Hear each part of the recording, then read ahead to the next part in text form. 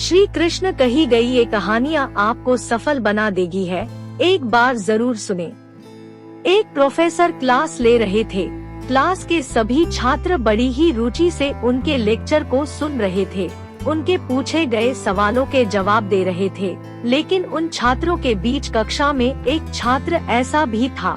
आगे देखने से पहले आप चैनल को सब्सक्राइब जरूर करें, जो चुपचाप और गुमसुम बैठा हुआ था। प्रोफेसर ने पहले ही दिन उस छात्र को नोटिस कर लिया, लेकिन कुछ नहीं बोले।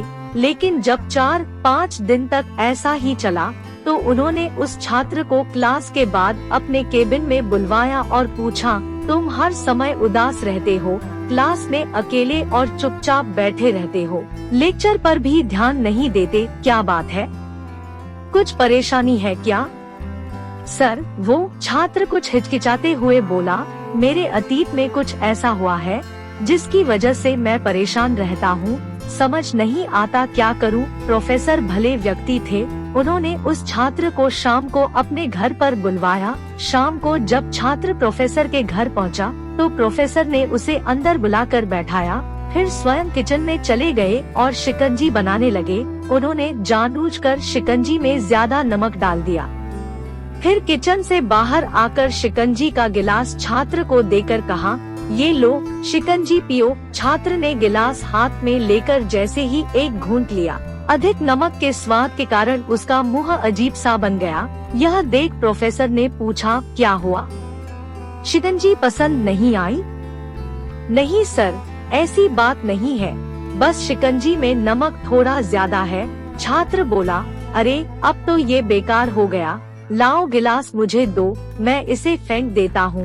प्रोफेसर ने छात्र से गिलास लेने के लिए अपना हाथ बढ़ाया, लेकिन छात्र ने मना करते हुए कहा, नहीं सर, बस नमक ही तो ज्यादा है, थोड़ी चीनी और मिलाएंगे तो स्वाद ठीक हो जाएगा। यह बात सुन प्रोफेसर गंभीर हो गए और बोले, सही कहा तुमने, अब इसे समझ भी जाओ। ये शिकंजी तुम्हारी जिंदगी है, इसमें घुला अधिक नमक तुम्हारे अतीत के बुरे अनुभव हैं। जैसे नमक को शिकंजी से बाहर नहीं निकाल सकते, वैसे ही उन बुरे अनुभवों को भी जीवन से अलग नहीं कर सकते।